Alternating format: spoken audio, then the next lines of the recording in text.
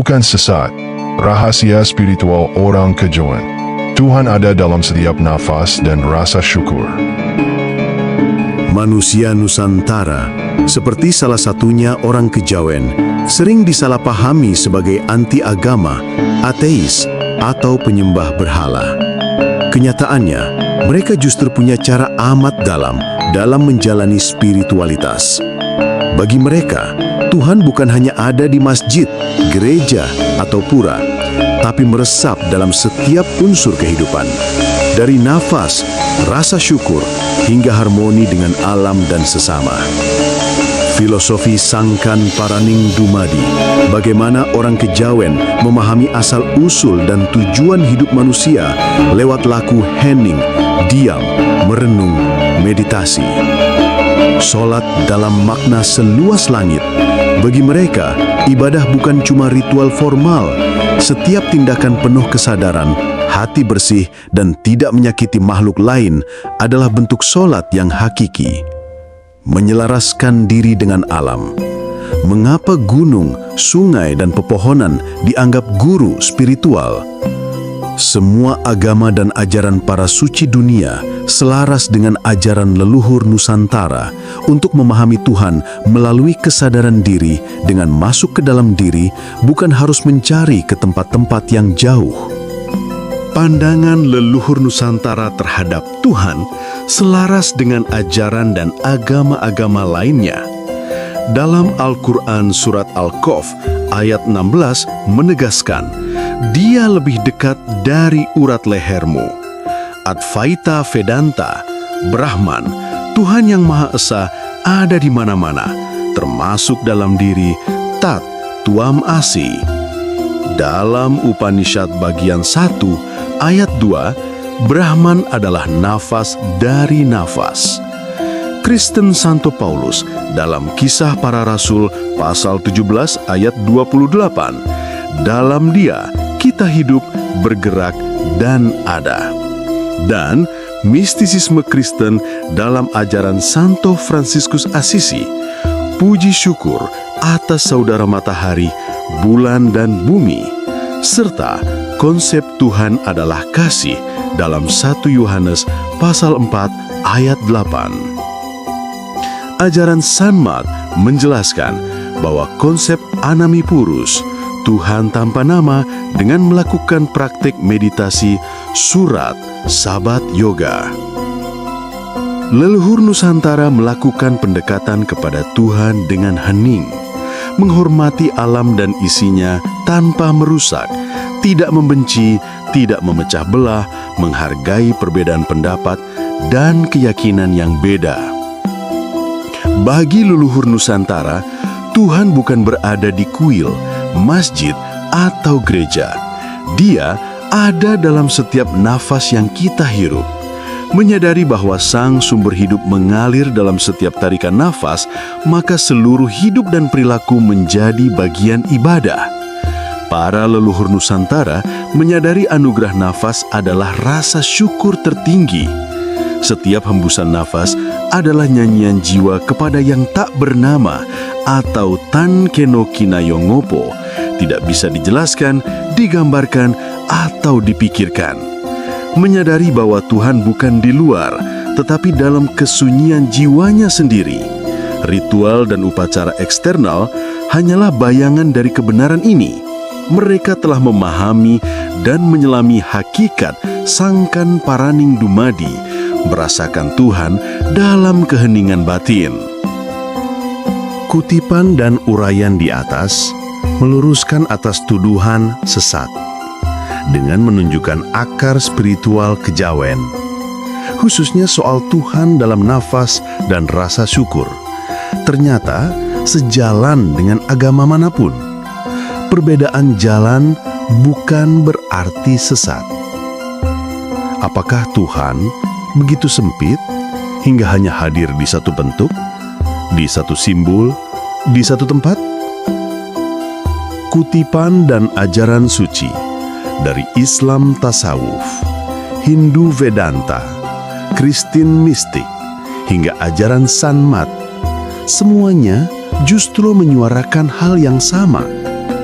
bahwa Tuhan itu lebih dekat dari urat lehermu, bahwa Dia adalah nafas dari nafasmu, bahwa dalam Dia kita hidup, bergerak, dan ada, dan bahwa Tuhan adalah kasih.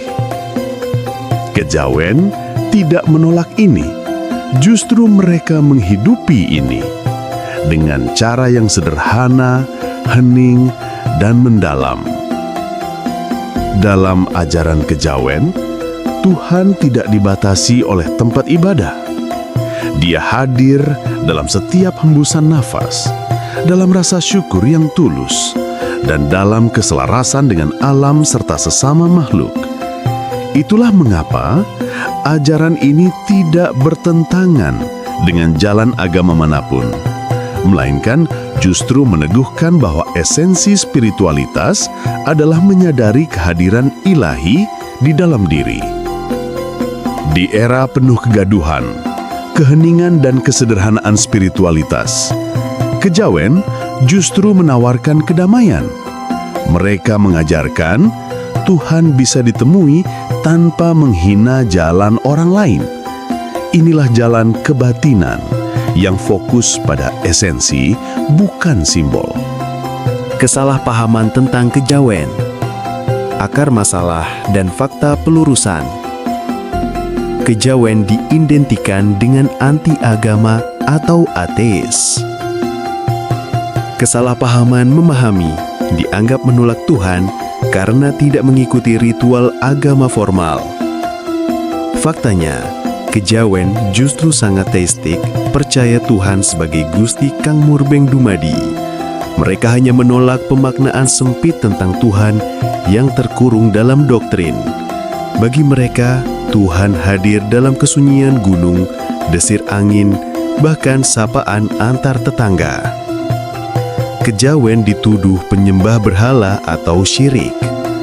Kesalahpahaman memahami ritual sesaji atau sajen dan penghormatan pada alam dianggap menyekutukan Tuhan.